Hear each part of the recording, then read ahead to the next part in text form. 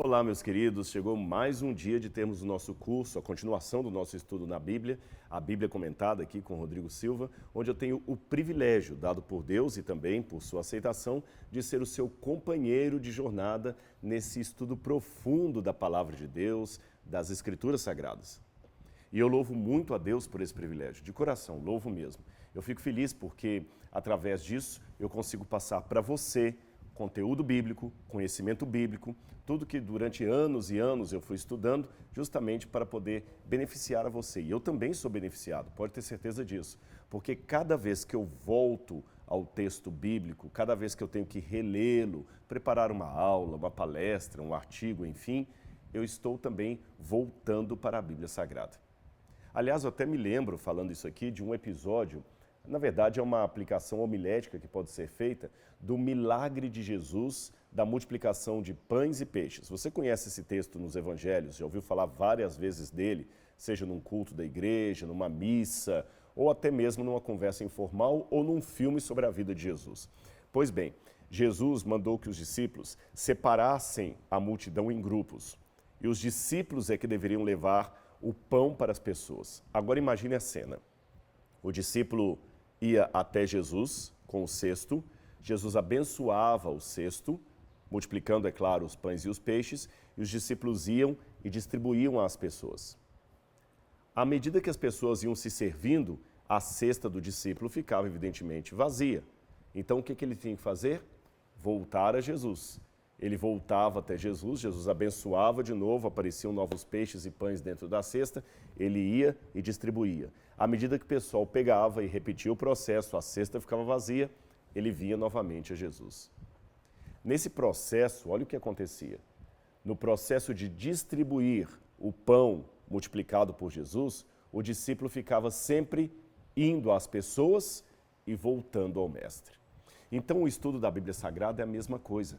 Cada vez que você vai distribuir para as pessoas o conhecimento que Deus lhe deu, você é obrigado a voltar a Deus continuamente para obter mais conhecimento, para encher novamente o seu cesto. Portanto, se você aceita uma sugestão ou um convite, faça a mesma coisa. Não fique com as informações que você está obtendo nesse curso guardadas apenas para si. Não seja como o Mar Morto, que eu ilustrei numa das aulas passadas aí. Seja como o Mar da Galileia, que recebe água e entrega água. Por isso, é o mar da vida, enquanto o Mar Morto é o mar da morte. Tá certo? E como sempre, temos que convidar a presença de Deus para que o estudo seja realmente eficaz. Vamos falar com o nosso Pai Celestial? Querido Deus, Rei do Universo, Senhor de todos nós, Criador de todos os seres vivos deste mundo e de todo o cosmo. Que a Tua graça esteja conosco nesse momento. Vamos abrir de maneira muito reverente a Tua palavra. Queremos aprender o que o Senhor está disposto a nos ensinar através dela e que este conhecimento possa nos aproximar cada vez mais de Ti, em nome de Jesus. Amém, Senhor. Muito bem, hoje nós vamos falar um pouquinho mais sobre o cajado de Moisés. Já fiz menção rapidamente a ele na aula passada, mas nós acabamos falando mais sobre a questão do nome de Deus não revelar no primeiro momento o seu nome, etc. Vamos agora então à questão propriamente dita desse objeto que Moisés tem na mão e que Deus pergunta o que é aquilo, que eu até fiz uma leitura rápida na aula passada. Êxodo capítulo 4, versículo 2. Vou ler o verso 1. Moisés respondeu: mas eis que eles não vão acreditar em mim, nem ouvirão o que vou dizer, pois dirão, o Senhor não apareceu a você. Então o Senhor perguntou a Moisés, o que é isso que você tem na mão? E ele respondeu, um bordão, ou um cajado de pastor. Num primeiro momento, é a primeira explanação que eu posso fazer desse texto, essa resposta de Moisés, que na verdade até uma resposta, uma pergunta retórica de Deus. O que é isso que você tem na mão? É claro que Deus via que era um cajado, ainda mais na onisciência de Deus, é claro. Não é uma pergunta estúpida, nem uma pergunta redundante ou um pleonasmo. Deus fez uma pergunta retórica a propósito. Seria como eu vir uma pessoa com um sorvete na mão, tomando um sorvete numa época em que o médico recomendou que ela não deveria tomar gelado. E eu falo assim, é mesmo? Você acabou de sair do médico? E o que é isso que está aí na sua mão? Eu me lembro certa vez que um professor contou que ele, quando criança, achou uma guimba de cigarro. E ele pegou o cigarro e acendeu e começou a fumar, escondido. Quando ele viu a mãe dele se aproximando, ele pegou a guimba, tirou da boca, escondeu assim, amassou, até queimou a mão, amassou aqui atrás e colocou a mãozinha atrás. E quando a mãe chegou, a mãe perguntou assim, o que você estava fazendo? E ele respondeu, talvez até exalando um pouco de fumaça pela boca, ele respondeu, mãe, você me leva ao circo? Aí a mãe falou assim, nunca peça alguma coisa para sua mãe enquanto você esconde o seu erro aí nas suas costas. Ou seja, a pergunta da mãe, o que você está fazendo, era apenas uma pergunta retórica. Ela sabia, ela viu que ele estava fumando ali. Mas ela perguntou, o que você está fazendo? É semelhante a Deus, quando chegou ao Jardim do Éden e falou, Adão, onde você está? Quem te fez saber que tu estavas nu? Da mesma maneira, ele perguntou, é mesmo, Moisés? Você não está querendo ir lá? Por quê? O que é isso que você tem na mão? Em outras palavras, aquele cajado de pastor representava, nesse momento, a profissão de Moisés, o seu ganha-pão, aquilo que o fez sobreviver fora das terras do Egito.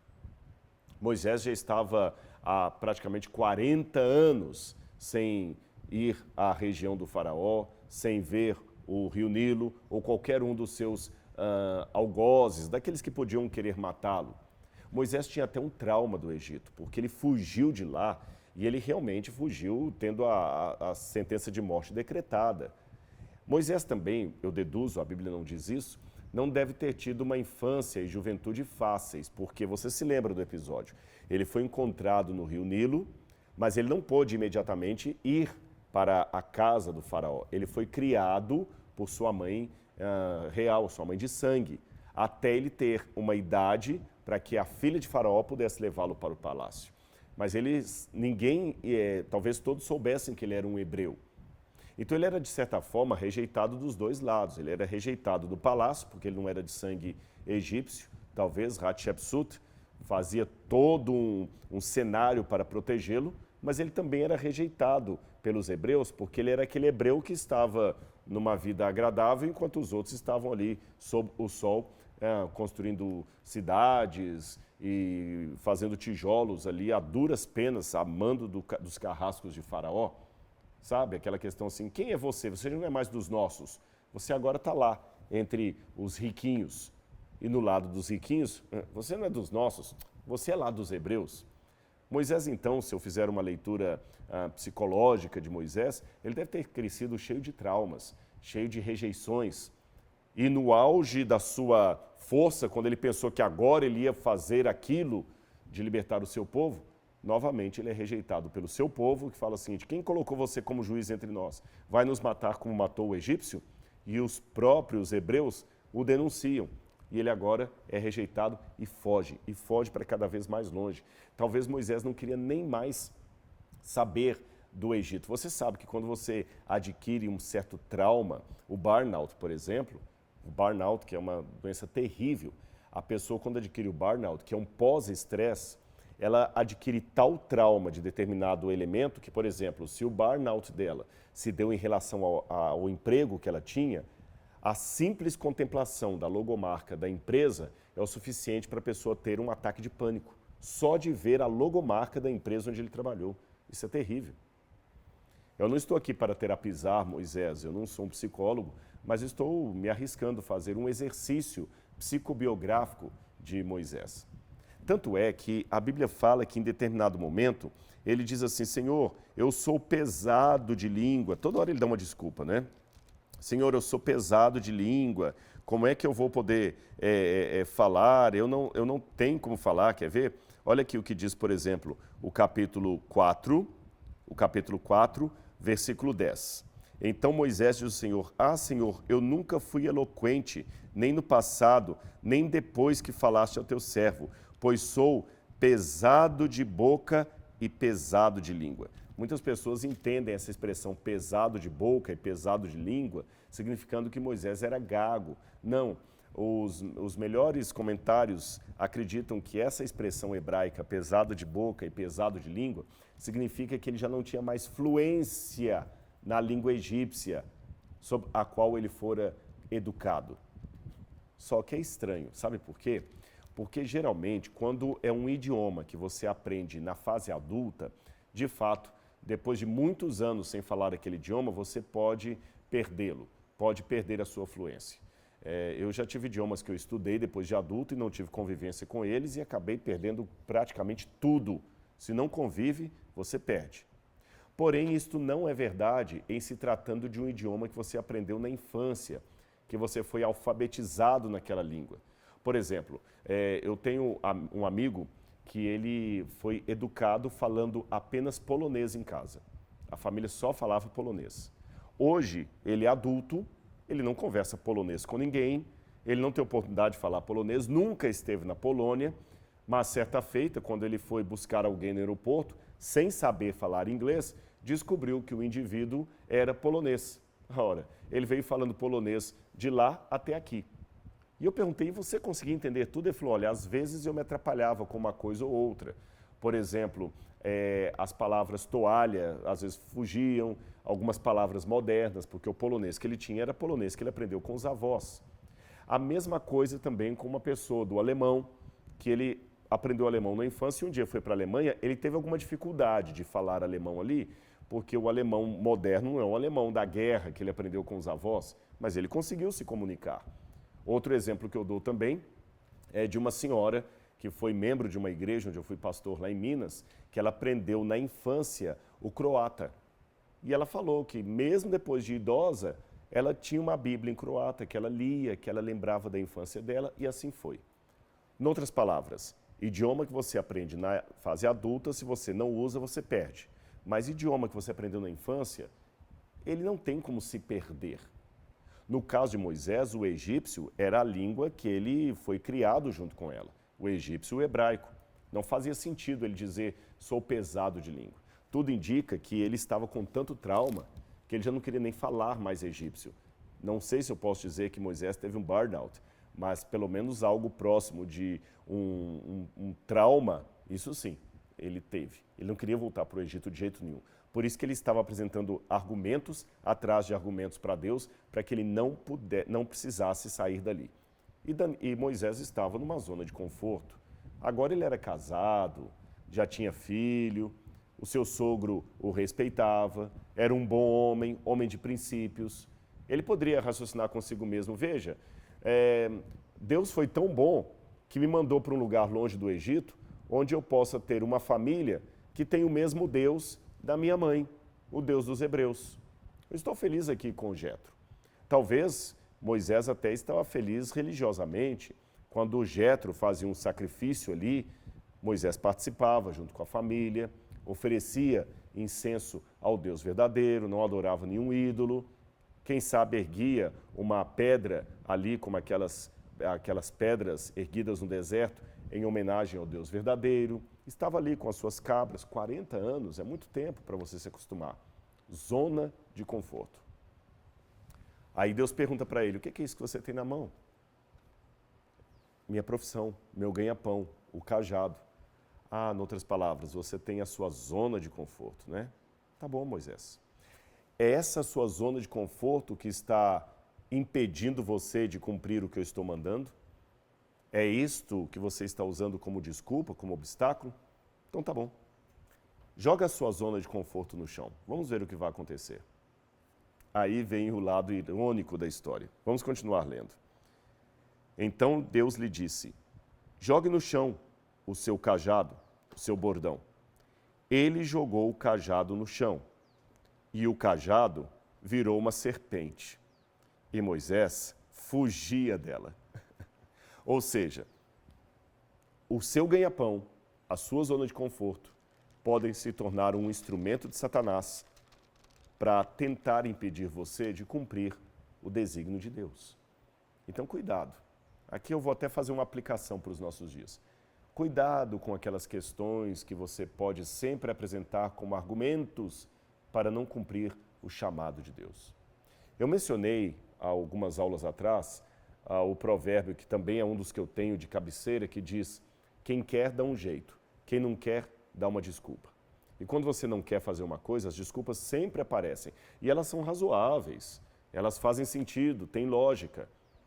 Mas aprenda uma coisa, meu querido amigo, minha amiga, meus colegas de viagem na Bíblia Sagrada. Até aquela bênção dada por Deus. Sim, porque eu posso ler que Moisés ter encontrado Jétro do outro lado foi uma providência divina, foi uma bênção de Deus que fez Moisés ir parar numa família que pudesse não somente acolhê-lo, mas reforçar nele as crenças da infância acerca do Deus verdadeiro. Ele foi parar justamente na casa de um sacerdote do Deus verdadeiro. Ele se casou com uma mulher maravilhosa, trabalhadora, estava bem. Eu não posso reputar isso senão a bênção divina. Mas até a bênção de Deus pode se tornar um instrumento na mão de Satanás se você usar essa bênção como uma interposição entre você e o fazer a vontade de Deus. Quer um exemplo bíblico brilhante que eu possa dar, um exemplo por excelência? Isaac. Isaac era uma bênção de Deus, mas Isaac era o cumprimento de uma promessa de Deus. Mas Isaac era a efetivação da aliança, do pacto que Deus fez com Abraão. Mas num determinado momento, Abraão estava idolatrando tanto Isaac, que Isaac se tornou um ídolo no coração de Abraão. Ou seja, a bênção acabou se tornando uma maldição. O que Deus teve que fazer de maneira muito assertiva e até dramática com Abraão, deu a pior ordem que alguém poderia dar. Uma ordem que até é estranha ao caráter de Deus. Não faz parte dos princípios do Deus verdadeiro. Dos deuses pagãos, sim. Do Deus verdadeiro, não. Sacrifica o seu filho para mim. O quê? Você vai subir ao Monte Moriá, o monte que eu vou mostrar para você, e você vai sacrificar Isaac. Por que Deus mandou Abraão fazer aquilo? Porque Abraão, aliás, eu até costumo dizer que de fato Abraão sacrificou Isaac. E você pode até querer corrigir, não, Rodrigo, mas você mesmo falou, até citou na aula passada, que quando Abraão levantou o cutelo, que o anjo do Senhor, que era o próprio Senhor, impediu o ato. Sim, no ponto de vista físico e histórico. Porém, no ponto de vista emocional e psicológico, Abraão sacrificou Isaac dentro de si quando ele decidiu obedecer à ordem de Deus, custasse o que custasse. Em outras palavras, ele teve que obedecer a Deus a despeito da bênção de Deus. A mesma coisa aconteceu com Moisés. Quando Moisés jogou o cajado no chão, ele se tornou uma serpente. Você sabe que na Bíblia, muitas vezes, a serpente é símbolo do próprio Satanás. Haja vista o animal do Éden que convenceu Eva a comer do fruto, que enganou Eva a comer do fruto, a serpente. E Moisés fugia dela. Em outras palavras, resumindo um apanhado disso aqui, quando você torna uma bênção de Deus um obstáculo entre a sua atitude e a vontade de Deus, aquela bênção se torna uma maldição, se torna uma serpente, um instrumento de Satanás. E você vai acabar querendo fugir daquilo.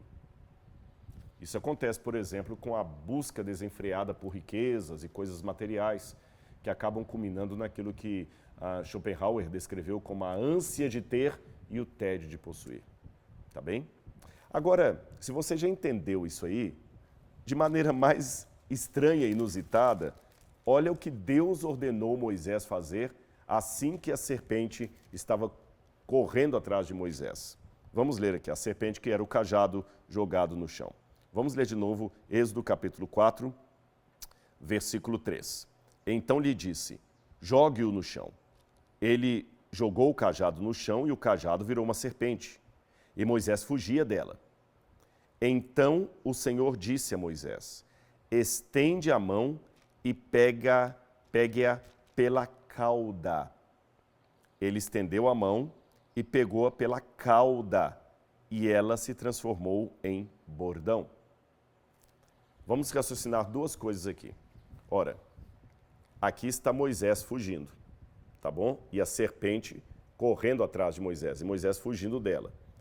Para que Moisés pudesse pegar essa serpente pela cauda, o que ele tinha que fazer? Virar. Tá certo? Porque se você está correndo dela, a cabeça dela está aqui, a cauda está aqui. Para Moisés poder pegar a serpente, ele teve que enfrentar. Quando ele vira e enfrenta, o que acontece com a serpente? Ela vira e foge dele. Aí ele pode pegá-la pela cauda. Isto parece cumprir aquilo que vai ser dito no Novo Testamento: resisti ao diabo e ele fugirá de vós. Veja bem, o diabo está em redor como leão que ruge procurando alguém para devorar. Porém, resisti ao diabo e ele fugirá de vós. Ou seja, enquanto nós nos acovardarmos em relação a Satanás, ele vai, como a serpente, fugir de nós. Mas quando nós o enfrentarmos em nome do Senhor, ele fugirá de nós. Nota de rodapé: não confunda isso com arrogância espiritual. Não se trata de, como eu diria, pensar que o diabo não tem aquele poder todo, tá certo? Minimizar os efeitos do mal, não se trata disso. Muito menos enaltecê-lo a tal ponto que nós não possamos resisti-lo em nome do Senhor. Quando nós tomamos a decisão, não de cutucar onça com vara curta, mas de enfrentar o diabo em nome do Senhor, ele fugirá de nós. Porém, esta explicação ainda é homilética. Dentro da cultura egípcia, eu tenho algo mais forte para mostrar para vocês aqui. E aí eu preciso falar um pouquinho de maneira introdutória sobre uma palavra egípcia, Reca. O que é Reca? Reca, traduzindo assim para o português claro, básico, direto, é magia. Mas a magia para o egípcio não era simplesmente a magia de um mago que está lá no circo, um mágico que tira um coelho de uma cartola. Embora, a rigor, muitos magos do Egito eram apenas ilusionistas, outros eram satanistas, outros ilusionistas, vou falar mais um pouquinho disso daqui a pouco. A rigor, a magia para eles tinha uma ideia de proteção, de comunicação com o sagrado. Então veja bem, lembrando tudo o que eu falei a respeito de Deus dialogar com Moisés num território que Moisés pudesse entender, falar de uma maneira didática dentro da cosmovisão de Moisés, sem necessariamente endossar alguns mitos. Deus então usou a magia, a Reca, para dar confiança a Moisés, deixando bem claro que Moisés deveria usar aquilo não como os magos de Faraó usariam, os próprios egípcios, mas representando o Deus verdadeiro. Porque, na verdade, Deus queria comunicar uma mensagem a Moisés e não somente a ele, também a Faraó e a todo o povo egípcio. Então, Deus tinha que falar de um jeito que o povo egípcio pudesse entender, que Faraó pudesse entender, que Moisés pudesse entender e que os hebreus, que estavam também há séculos subjugados numa cultura egípcia, também pudessem entender. Falando de maneira assim parabólica, se Deus quisesse agora falar ao povo japonês que está em São Paulo, morando no bairro da Liberdade, Deus tinha que falar com esse povo japonês de um modo diferente do que Deus falaria com o povo japonês que nunca saiu do Japão. Porque o japonês ali do bairro da Liberdade, embora tenha o olho puxado, embora tenha um sobrenome Tanaka, embora goste de comer uma comida japonesa, embora até converse japonês em casa com os avós e tudo mais, e talvez seja até budista ou taoísta, esse japonês de São Paulo já está aculturado também demais por questões brasileiras, já é um japonês abrasileirado, cheio de brasilidades, que é diferente daquele japonês que nunca saiu lá do Japão, percebeu? Então, se Deus fosse falar para esses japoneses aqui, ele ia falar para japoneses que comem arroz com feijão e que talvez até curta também samba. É diferente daquele lá. O hebreu que estava no Egito, ele tinha muita coisa de egípcio também já na sua cultura. Muitas crianças talvez só conversassem hebraico em casa, na família, mas na rua conversassem egípcio. Talvez eles também tinham no Egito uma ideia de amor e ódio, que é típico dos povos que são colonizados. Por exemplo, tem um autor, eu estou falando isso aqui agora, estou até abrindo esse parênteses, tem um autor que eu estudei no meu doutorado da USP, chamado Homi Bhabha. Ele é indiano e ele trabalha muito uma questão que eles chamam de middle ground, que é o contato cultural de povos dentro de uma situação de colônia. Como é que o povo que está sendo colonizado, ele reage em relação ao diálogo, muitas vezes não harmônico, entre a sua própria identidade cultural e a cultura do colonizador. Por exemplo, eles fizeram estudos até do sotaque português de alguns países da África, não apenas português, mas também francês, de alguns países da África que foram colonizados por europeus. E descobriram que o modo, por exemplo, como alguns países da África falam o português, é um modo assim, o sotaque deles expressa um desgosto. Isso eu achei fantástico, esse estudo. O sotaque deles expressa uma oposição, um desconforto, porque o português e o francês não são línguas africanas, são línguas do colonizador, que foram impostas naquele povo. A língua deles, talvez, é o dialeto dos ancestrais, das tribos ali, é aquela língua materna que muitos jovens já não estão falando mais, a despeito da insistência dos mais velhos. Esse estudo, a gente chama isso até de arqueologia colonial, ou a arqueologia do colonialismo. Isso é interessante da gente estudar e também enriquece o estudo da Bíblia, porque o hebreu ali no Egito, ele estava talvez tendo sentimentos semelhantes ao dos povos africanos em face à imposição cultural do europeu branco. Isso aqui daria pano para muita discussão, muito assunto de sociologia, mas eu não posso aqui fugir da minha temática. Eu estou apenas trazendo isso à baila para ampliar a sua compreensão de como eram os modos, os usos e costumes, o modus vivendi do comportamento do hebreu no Egito. Então, de certa forma, você vê, como eu falei, no sotaque de alguns povos africanos, você nota um desconforto com a língua de fora, tanto é que alguns dialetos surgem por causa disso.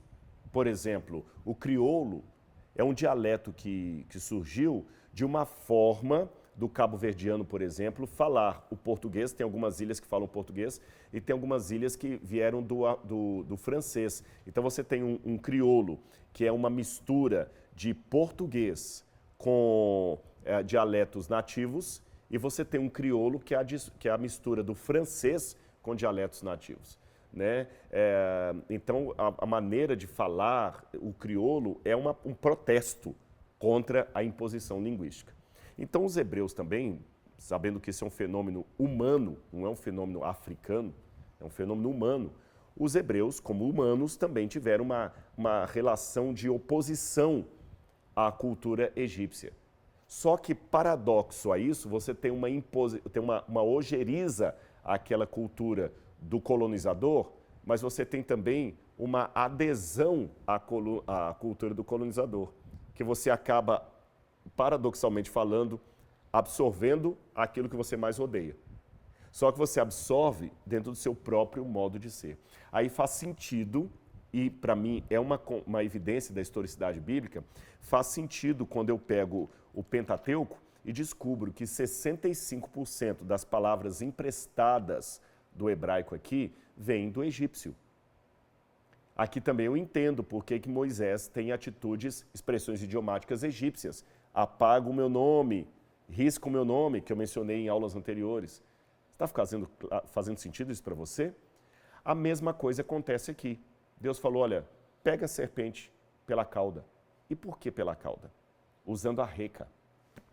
Eu vou mostrar para você um papiro que eu trouxe aqui do Egito. E eu vou pedir ajuda aqui, eu tenho uma equipe, pessoal. Eu acho até um pouco cruel isso, porque muitas vezes a pessoa vê só o rosto do Rodrigo aqui na tela e não imagina, vou deixar aqui caído, e não imagina a equipe que está trabalhando por detrás. Aí muita gente pensa que é só o Rodrigo que está trazendo conteúdo, que liga a câmera e fala, não, mas eu tenho todo um pessoal aqui de apoio, por quem eu sempre oro, por quem eu sempre peço a proteção de Deus, porque se a equipe é legal, é nota 10 ou nota 20, como diria em Portugal, aí sim nós temos um trabalho bem feito. Agora, se a equipe é amarga, é azeda, é tóxica, não sai bem o trabalho.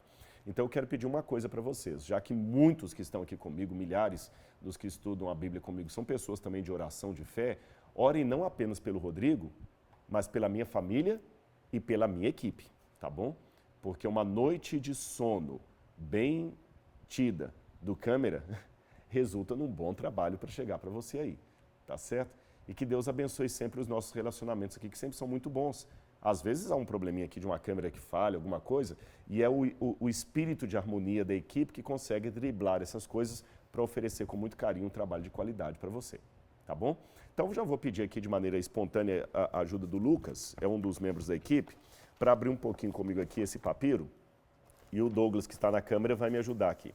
Isso aqui é um papiro que eu trouxe do Egito, não preciso abri-lo todo, não. Ele, na verdade, é um cenário de um painel de uma câmara mortuária. E aqui ele está mostrando várias pessoas sendo levadas cativas, nota que elas estão sem os braços, isso é um fenômeno interessante. Aqui você tem os escravos com toda uma serpente, que é a Opep, ou a Apophis, que nós vamos falar sobre ela. Aqui você tem a barca solar com os deuses do Egito, inclusive o Set aqui no meio. Mas o que me interessa desse papiro, só uma coisa nele que eu não gostei, ele foi muito bem pintado no Cairo, só que o autor acabou colocando a assinatura dele bem grande aqui embaixo, isso para mim estragou a moldura, mas tudo bem, vamos relevar. O que me interessa aqui nesse papiro, que é um painel antigo da 18ª dinastia, é justamente essa cena aqui.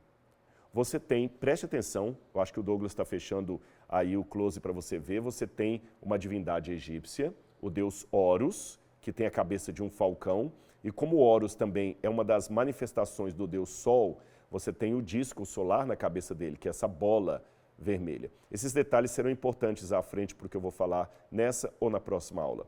Mas note que Horus está justamente aqui com uma clava na mão e ele está segurando uma cobra, uma serpente, perceba? Mas note que ele pega a serpente pela cauda. Percebeu aqui? Ele segura, controla a serpente pela cauda. Exatamente como Deus mandou Moisés pegar a serpente pela cauda. Obrigado, Lucas. Pode se guardar ali para mim. O que você percebe disso? Ora, eu não sou um especialista em serpentes, mas de vez em quando eu assisto no YouTube alguns vídeos desses especialistas em serpentes e tem alguns muito interessantes ali que ele menciona o tipo da cobra, se ela é peçonhenta, se não é peçonhenta.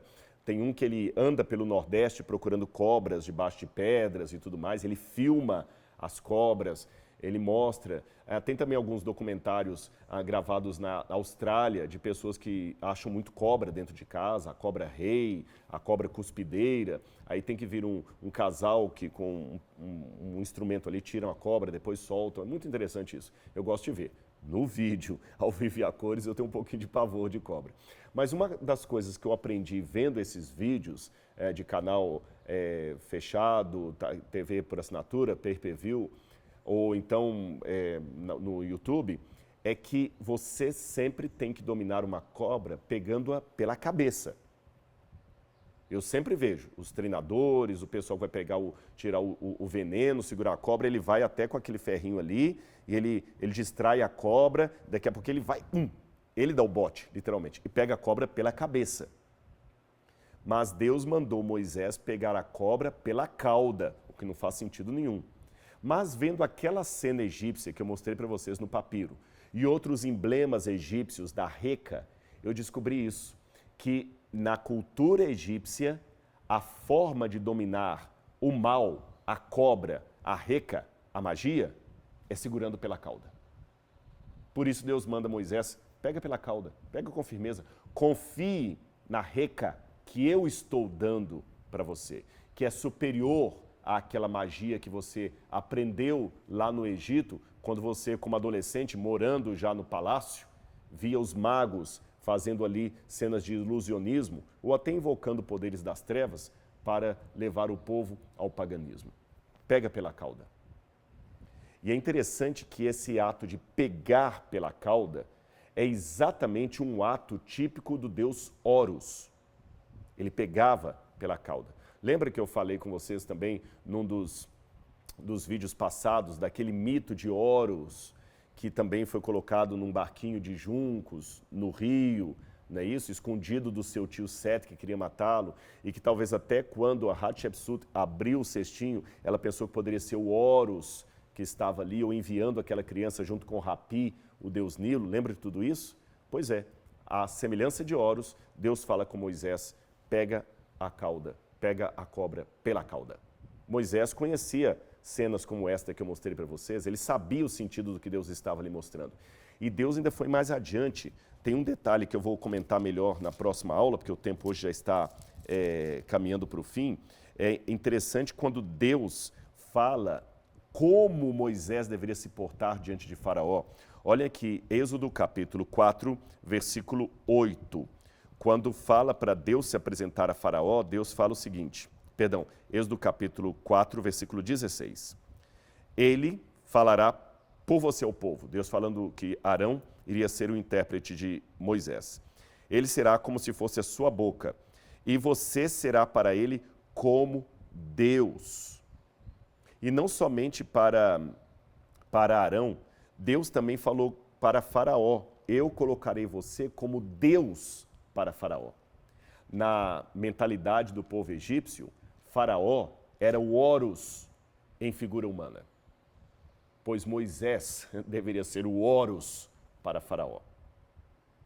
Não porque Deus estaria endossando o politeísmo, mas para falar numa linguagem que, como eu disse, Faraó, os hebreus, os egípcios e o próprio Moisés pudessem entender.